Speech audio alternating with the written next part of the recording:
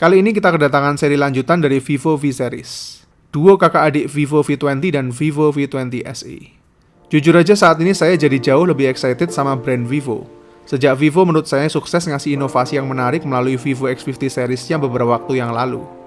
Jadi, inovasi apa lagi yang akan diberikan Vivo V20 series kali ini? Di video ini kita akan unboxing langsung duo kakak beradik ini. Pertama akan kita unboxing dulu Vivo V20. Vivo V20 yang saya pegang ini punya kapasitas RAM 8GB dengan 128GB internal storage. Di balik boxnya bisa kita lihat selling point dari Vivo V20, yaitu 44MP eye autofocus, ultra sleek matte glass, 64MP night camera, dan Qualcomm Snapdragon 720G dengan warna Sunset Melody. Oke, langsung aja kita unboxing.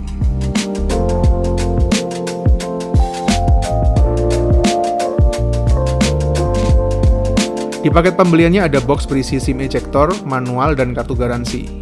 Soft case, unit device Vivo V20, USB cable Type-C, kepala charger 33W flash charge, dan sebuah insentif yang sudah jarang ada di paket pembelian smartphone, earphone eksklusif dari Vivo. Oke, sekarang impresi pertama Vivo V20-nya.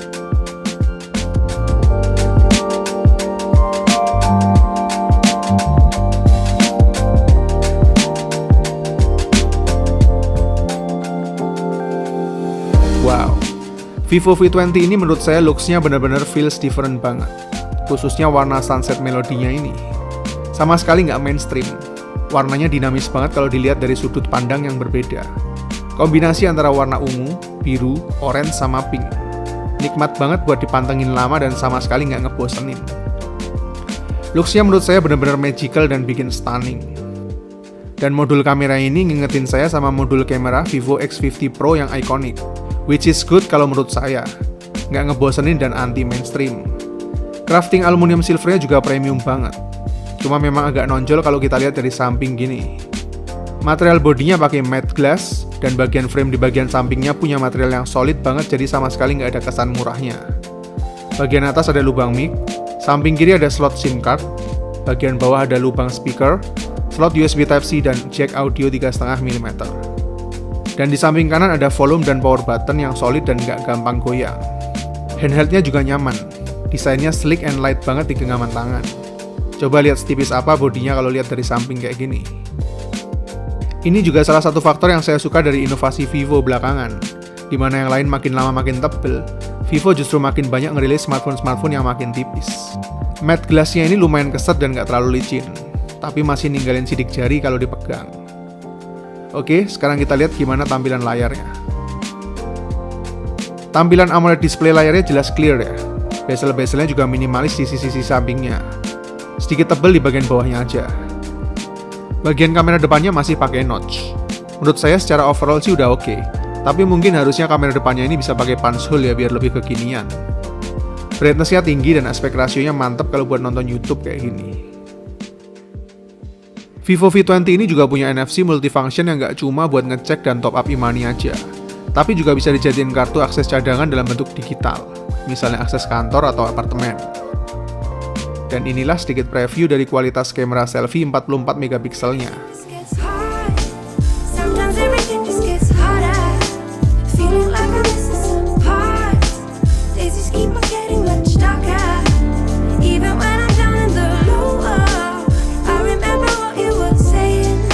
Yang tentunya akan kami breakdown jauh lebih detail lagi di video reviewnya besok. Mulai dari kualitas selfie kamera 44MP dengan fitur eye trackingnya, sampai performa chipset dan durability baterainya. Next akan kita unboxing adiknya, Vivo V20 SE. Sejauh apa sih perbedaannya sama Vivo V20? Jadi Vivo V20 SE yang saya pegang ini juga punya kapasitas RAM 8GB dan 128GB internal storage. Di bagian belakang box bisa kita lihat 3 selling point utama dari Vivo V20 SE, yaitu 32MP super night selfie, 33W flash charge, dan 48MP rear camera. Setidaknya kita tetap dapat fitur 33W flash charge-nya buat versi yang lebih ekonomisnya ini, dan warnanya oxygen blue. Oke, kita unboxing.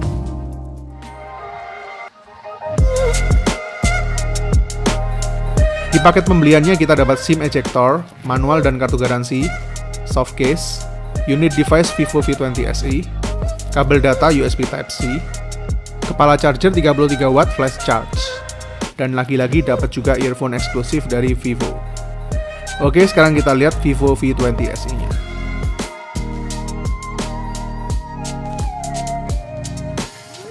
Inilah tampilan desain bodi belakang Vivo V20 SE. Looks-nya nggak kalah menarik sih sama Vivo V20, tapi punya kesan yang benar-benar beda. Presentasi desain Vivo V20 SE Oxygen Blue-nya ini lebih nampilin kesan soft dan premium. Desain modul kameranya juga kelihatan ikonik. Dan di sisi-sisinya ini punya shape yang rounded berbentuk 3D dengan warna kombinasi gradasi biru muda dan pink. Warnanya ini ngingetin saya sama warna atmosfer bumi, jadi berasa fresh dan sejuk di mata. Material dari modul kameranya juga detailnya mantap dan punya build quality yang solid dan bagus. Frame aluminiumnya ini juga berasa keras dan kokoh. Di bagian atas ada slot SIM card dan lubang mic. Samping kanan volume dan power button, dan di bagian bawahnya ada lubang speaker, USB Type-C, dan audio jack 3,5 mm. Secara handheldnya nyaman banget, berasa tipis dan ringan. Ditambah bentuk desain bodi belakangnya yang rounded jadi nggak tajam di genggaman tangan. Oke, sekarang kita lihat layar depannya. Selfie kameranya juga masih pakai desain notch juga kayak kakaknya. Frame yang ada di bagian samping lumayan tipis dan sedikit lebih tebal di bagian bawahnya. Kecerahan layarnya jelas oke karena pakai layar AMOLED. Aspek rasio layarnya juga tetap nyaman buat nonton video dengan format CinemaScope kayak gini.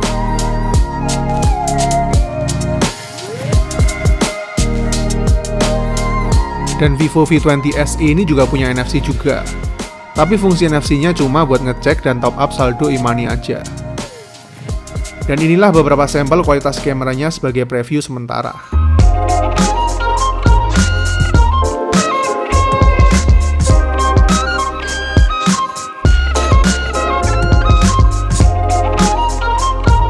Detail fotonya bagus banget sih kalau menurut saya. Nanti review lebih detailnya bakal kita bahas tuntas di video selanjutnya. Kita bakal bikin kamera test, gaming test, sampai baterai test untuk duo kakak adik Vivo V20 dan Vivo V20 SE ini secara detail dan lengkap. Jadi kalian bisa lebih mantap buat pilih seri yang paling cocok.